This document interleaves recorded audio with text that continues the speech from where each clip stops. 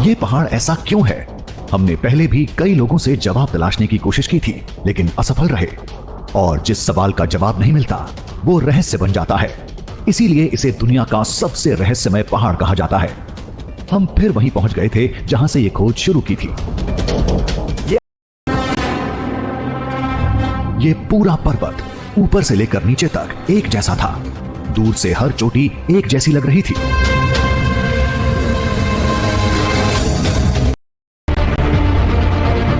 बिना रुके, बिना डरे शिखर की तरफ बढ़ते रहे।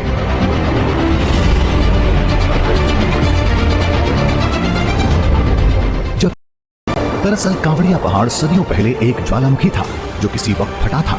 उसका लावा बहा और लावा ठंडा होकर बेसाल्ट पत्थर बन गया। तो ये आकृति और सामने देखने को मिल रही है। ऐसे 1000-2000 नहीं, लाखों करोड़ों की तादाद में थे। ये पूरा का पूरा पहाड़ ही था। ये सब देख हमारी आंखें फटी की फटी रह गई। दूर ही नहीं, करीब से भी ये पत्थर कम, लकड़ी के तराशे हुए पिलर ज्यादा लग रहे थे। वाकई ये बता पाना मुश्किल नहीं बल्कि नामुमकिन नजर आता है कि ये कैसे संभव है। आप देखिए पत्थरों की आकृतियां आपको किस तरीके से नजर आ रही हैं, जैसा एक के ऊपर एक किसी ने ढेर लगा दिया और इसमें इन पत्थरों का जो आकार है वो अलग अलग नजर आता है। कहीं छोटा, कहीं बड़ा, किसी की 3 भुजाएं तो किसी की 6। किताबों में लिखी हर आकृति के पत्थर इस पहाड़ पर थे। एक भी शिला बेडौल नहीं थी। पहाड़ तो हमने कई देखे हैं, लेकिन ये तो अद्भुत था, अलौकिक था।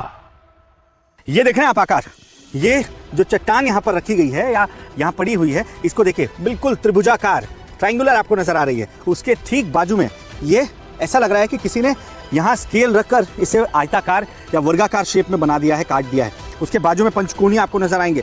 हर एक कदम पर अलग अलग रंग रूप के, अलग अलग आपको आकार के पत्थर नजर आ रहे हैं और यही इसकी विशेषता है।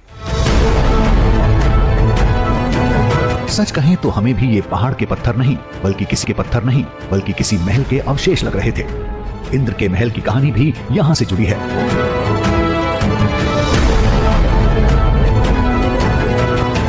लेकिन वो तो संभव ही नहीं है।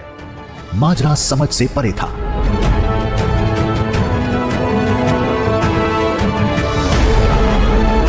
आखिर ये कैसे हुआ होगा? ये बना तो कैसे बना?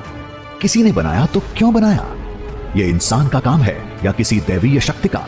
हमें तो हर हाल में पता लगाना था।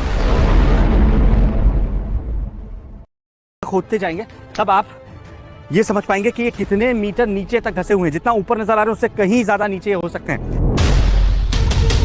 एक बात गौर करने लायक थी, लंबे पत्थर बिल्कुल सीधे थे, लेकिन सभी एक खास एंगल में झुके थे। एक भी शिला ऐसी नहीं थी जो सीधे खड़ी हो। जो पत्थर इस ओर नजर आ रहे हैं ये 30 अंश यानी 30 डिग्री में झुके हुए नजर आ रहे हैं। जैसे जैसे आप आगे बढ़ते जाते हैं ये और ज्यादा समतल होते जाते हैं। पहले ये ऐसे थे, फिर ऐसे होते हुए नजर आ रहे हैं और उसके बाद आगे जैसे जैसे आप बढ़ रहे हैं तो इनका अंश कम। लेकिन ये पहाड़ तो बिल्कुल ही अलग था।